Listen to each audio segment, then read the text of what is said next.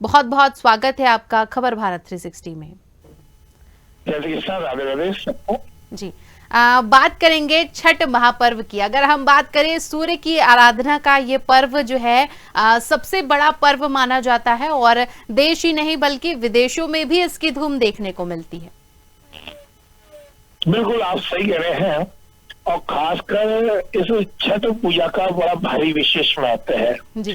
कार्तिक सुदी छठ जो हमारे यहाँ दीपोत्सव के बाद ये पर्व मनाया जाता है और ये बिहार, झारखंड और पूर्वी उत्तर प्रदेश में इसका विशेष विधान है क्योंकि सूर्य का जो मंदिर है वो भी बिहार और पूर्वी उत्तर प्रदेश में है और इनका जो सूर्य का मुख होता है वो पूर्व दिशा की ओर होता है और जो पीठ होती है वो पश्चिम दिशा की ओर होती है। तो इसलिए बिहार और पूर्वी उत्तर प्रदेश और झारखंड ये 3 स्थानों में इसका विशेष महत्व माना गया है।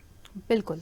सूर्य की पूजा और छठ माता की पूजा, ये 2 पूजा इसमें विशेष महत्व देती है।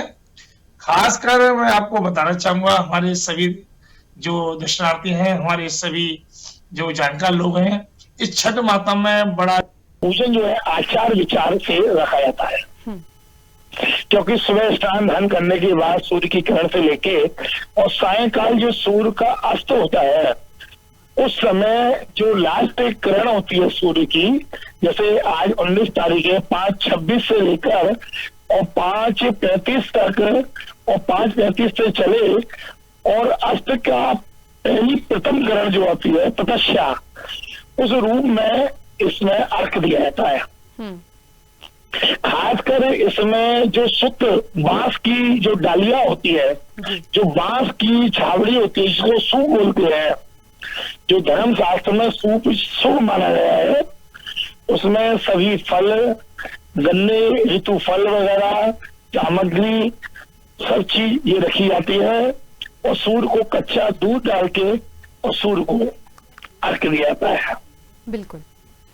और इसमें एक बात का विशेष ध्यान रखा जाता है कि अपनी पुत्र की दीर्घायु, कहते हैं कायक वाचक मानसिक, जाने अनजाने में मनुष्य योनि से कोई ना कोई गलती होती है, उस गलती को दूर करने के लिए छठ माता की पूजा की जाती है कि मेरे पुत्र की दीर्घायु हो, मेरे पति की सुख समृद्धि हो, घर में आयु आरोग्य जय धन की प्राप्ति हो। हे छठ माता, हे सूर्यदेव, हम आपको नमन करते हैं। इसका विशेष महत्व है। बिल्कुल। पंडित जी, अगर हम बात करें तो आज छठ पूजा का जितना व्रती को फल मिलता है उतना ही अन्य लोगों को भी मिलता है, क्योंकि अक्सर हम देखते हैं कि व्रती के साथ साथ पूरा परिवार घाटों पर मौजूद होता है और सभी मिलकर सूर्यदेव की आराधना करते हैं, अर्घ्य देते हैं। तो व्रती के साथ साथ पूरे परिवार को भी फल मिलता है। बिल्कुल आप सही कह रहे हैं क्योंकि शुभ मंगल कार्य 2 प्रत्यक्ष देवता है, एक सूर्य देवता, एक चंद्र देवता। वर्तमान में हम देखें तो प्रत्यक्ष देवता सूर्य देवता की जिस जगह संपूर्ण परिवार सहित हम आयु आरोग्य की कामना के लिए अगर हम उनकी पूजा अर्चना करते हैं और उनकी एक किरण दूसरी किरण जो है हमको उसका प्रकाश रूप हमको प्राप्त हो, तो हे सूर्यदेव, हे दिवाकर, हे भास्कर, मैं आपको नमन करती हूँ। मेरे परिवार को जो संगठित रूप से यहाँ एकत्रित हुए हैं उनको आप आशीर्वाद प्रदान करें, निरोगी काया रखे, धन समृद्धि आयु प्राप्त करें। बिल्कुल। पंडित जी, अगर हम बात करें तो एक मान्यता इस व्रत से जुड़ी हुई है। कहा जाता है कि इस दिन नमक का सेवन नहीं करना चाहिए। इसके पीछे क्या कोई साहित्यिक इतिहास इससे जुड़ा हुआ है या कोई कथा जो शायद हम सभी नहीं जानते हैं? देखिए, वैसे तो धर्मशास्त्र में उगते हुए सूर्य को नमन किया जाता है, परंतु ये शिव के परिवार से जुड़े हुआ संबंध है। डूबते हुए सूर्य का अगर हम ग्रंथ को, मार्कंडेय ग्रंथ को उठाकर देखें तो छठ माता जो है वो कार्तिकेय की पत्नी का रूप बताया गया है और इसमें गणपति, कार्तिकेय और शिव, पार्वती और गणपति इनकी पूजा होती है। भगवान श्री सूर्य की बहन छठ माता बताई गई है धर्म शास्त्रों में, इसलिए इसकी मान्यता है। तो सूर्य की किरणें आपने देखा होगा कि उगते हुए सूर्य जो कि विटामिन डी देते हैं, वो सुबह सुबह प्रातः 6 बजे से साइंस भी इसको मानती है। उसी तरह जैसे जो सूर्य की जो डूबती हुई किरण है वो छाया दोष है और अंधकार का प्रवेश जब कर रहा है तो इसको प्रदोष काल का समय भी बोला जाता है। तो उस समय सूर्य के डूबते हुए सूर्य को अगर हम इन 4 दिनों में, जो ये तिथि कार्तिक की है, इसमें अगर हम ये कार्य करते हैं तो उसमें सुख समृद्धि अमृत योग की प्राप्ति होती है। ऐसे करना चाहिए जी। बिल्कुल। और कहीं ना कहीं अगर हम बात करें तो ऐसे कई परिवार हैं जो लहसुन और प्याज का पूरी तरह से त्याग कर चुके हैं। अगर हम बात करते हैं तो कई पूजाएं ऐसी भी होती हैं जिसमें साफ तौर पर लिखा होता है कि लहसुन और प्याज खाकर इस व्रत को रखना वर्जित है। कुछ ऐसा ही व्रत ये भी है, छठ भी, और इसमें भी प्याज और लहसुन को वर्जित माना गया है। देखिए, ये तामसी जो भोजन है वो तो सभी व्रतों में निषेध माना गया है। भले वो प्याज हो, लहसुन हो, मथुरा पान हो, कोई भी वस्तु हो, इसमें तो सुख समृद्धि और शुद्ध वस्तु जो व्रत से संबंधित सामग्री है उन्हीं का प्रयोग करना चाहिए। और इसमें जो माताएं बहनें हैं हमारी जो इस व्रत को करती है, बहुत ही कठिन व्रत इसको बोला गया है। 24 घंटे 48 घंटे पहले ही इसमें पारण किया जाता है और बड़ा ही नियम संयम से इसको रखा जाता है। तो इसको व्रत को और बड़ी शुद्धता, यानी कि आप ये देखिए कि जो चौका जिसमें आप रसोई बना रहे हैं अपनी, तो उसमें आप देखिए मिट्टी से लेप करके चूल्हा बनाया जाता है और 4 दिन चूल्हा उसी में रोज लेप किया जाता है। इसमें बड़ी शुद्धता रखी जाती है। आप बिहार जाएंगे, आप झारखंड में जाएंगे, आप पूर्वी उत्तर प्रदेश जाएंगे, वहाँ ऐसे छोटे छोटे गाँव हैं जो नदी के किनारे बसे हुए हैं, तो आप देखिए बड़ी आचार विचार हमारे पुराने लोग हैं जो बड़ी आज मिट्टी के लेप करके उन बर्तनों को लेप करने के बाद उसमें भोजन तैयार किया जाता है। भोजन तैयार करने के बाद जब व्रत खोला जाता है उसके बाद ही सूर्य का जो डूबते हुए सूर्य को अर्घ देने के बाद पूरे परिवार नदी के किनारे जाकर तब व्रत को तोड़ते हैं। बिल्कुल। अर्घ की अगर हम बात करें पंडित जी, तो अर्घ हमें कैसे देना चाहिए, किन बातों का हमें ध्यान रखना चाहिए? मान्यता है कि पानी के साथ साथ हम दूध से भी अर्घ दे सकते हैं।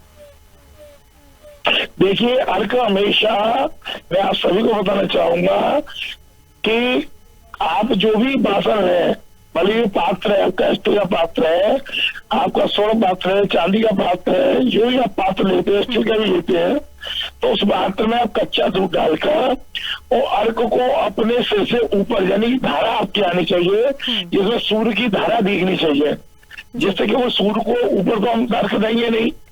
अगर शिव का मंदिर हो तो उनकी पिंडी में हम अर्घ दे सकते हैं, उनको स्नान करा सकते हैं। उसी तरह सूर्य को अगर हमको अर्घ देना है तो ओम सूर्य तेजस्वी जगतपते भास्कराय नमः, ओम दिवाकराय नमः, ओम सूर्याय नमः, ओम दिनकराय नमः, इस शब्द का नाम लेके या ओम सूर्य नाम का लेके आप जो है उनको अर्घ दें। अर्घ का ध्यान रखें। अर्घ देते समय नीचे आप तो या तो नदी के किनारे आप अर्घ दें तो वो पानी जल है वो नदी में ही प्रभावित हो। आप अपने घर पर कोई अर्घ दे रहे हैं, कहीं नदी की व्यवस्था नहीं है, तो किसी पात्र को आप रख लें नीचे, उस पात्र में उसको अर्घ को दे, उस पात्र के जल को फिर बहते जो नदी है या बहती कोई जगह है वहां उसको प्रवाह करते हैं। बिल्कुल, इस बात का ध्यान रखें जी। कुमकुम रोली इसको बोलते हैं, चावल, कुमकुम, हल्दी, सिंदूर, इनसे उनका पूजन करें। और जो सुहागन स्त्री हैं वो पूजन करें, सिंदूर चढ़ाए, उसके बाद वो अपनी टीकी लगाती है और नाक से लेकर यहाँ तक मांग बढ़ती है और सिंदूर लगाती हैं। इस बात का ध्यान रखें। घर के परिवार के सभी को सूर्य की पूजा करने के बाद, छठ पूजा करने के बाद सबको तिलक दक्षिणा करें और ठाकुर जी का आशीर्वाद लें। बिल्कुल। पंडित जी, अभी आपने जिक्र किया, इसके ऊपर मैं चर्चा करना चाहूंगी कि हमेशा ये देखते हैं हम कि नॉर्मली अमूमन हम जब टीका लगाते हैं, महिलाएं या पुरुष कोई भी टीका जब लगाता है तो वो मस्तक पे लगाते हैं, लेकिन ये जो व्रत है छठ का, इसमें महिलाएं नाक से लेकर के माथे तक टीका लगाती हैं, जैसा अभी आपने जिक्र किया। इसके पीछे क्या कारण है कि टीका जो है वो ऐसे लगाया जाता है? देखिए, इसकी दो बातें सामने आती हैं। नासिका जो स्वरूप है, पुरुष वर्ग जो होता है, जब भी कोई धार्मिक कार्य करता है तो श्रोत्राचमन करता है। तो आचमन क्या होता है? केशवाय नमः, नारायण नमः, माधवाय नमः और गोविंदाय नमो नमः। इसके बाद वो करता है दुख परिमर्जय, सगुणम परिमर्जय, सभ्यम पादो प्रोक्षति शिराः, चक्षुषी, नासिके, श्रोत्रे, हृदय मालाप्य अपप्रशो प्राणायाम्यो। तो जो प्राणायाम किया जाता है वो पुरुष वर्ग करता है, स्त्री वर्ग नहीं करती है। जी। तो उस मान्यता से रूप से कि ओम भूम ओम भुवा ओम स्वाहा ओम महा ओम जना ओम तपा ओम तस्यम ओम तस् वितुर्वरेण्यम भर्गो देवस्य धीमहि धिये योनम प्रचोदया ओम मापो ज्योति रसो मृतम ब्रह्म भू शुभ्रोम। इस प्राणायाम को करने के बाद आदमी जो पुरुष वर्ग है वो संकल्प लेता है। स्त्री वर्ग जो होती है वो नासिका से लेके कि वे मेरे ब्रह्मस्तक रहे इस स्वरूप के अनुसार, उसको जो है रक्तवर्ण जो वस्तु है यानी कि रोली कुमकुम, उससे कि हे प्रभु मैं आपको नासिका के रूप से, यानी कि आप कभी भी कोई भगवान को ये दंडवत करते हैं, प्रणाम करते हैं तो नाक रगड़ते हैं तो कोई दोष ना लगे, उस दोष रूपी कुमकुम से मैं यहां से लेकर आपको सिर माथे तक मैं अपनी प्रणाम करती हूँ, आपको रखती हूँ, इस भाव से वो यहां से यहां तक लाया जाता है। साइंस की दृष्टि से देखें तो यहाँ एक ऐसी इंद्रिया है ब्रह्मस्त्र से लेके और नाकिशा तक जो कि स्वास्थ्य को ऑक्सीजन देता है। और ऑक्सीजन में रोली में एंटीबायोटिक होती है, हल्दी मिली होती है, चूना कैल्शियम संग उससे बनता है वो, और नासिका से लेकर अगर यहाँ तक लगाते हैं तो उससे ब्रह्म ज्ञान की उत्पत्ति होती है जी। उससे तेज बढ़ता है हमारा। और जो जिस दिन हम व्रत करते हैं उसमें हमारी आत्मसंतुष्टि बढ़ती है और उसमें मनोबल प्रबल होता है, इसलिए लगाया जाता है। चलिए, तो यहाँ पर पंडित जी आपने अपना कीमती वक्त हमें दिया, इसलिए बहुत बहुत धन्यवाद। और काफी खूबसूरत चर्चा छठ के ऊपर हुई और मेरा ख्याल है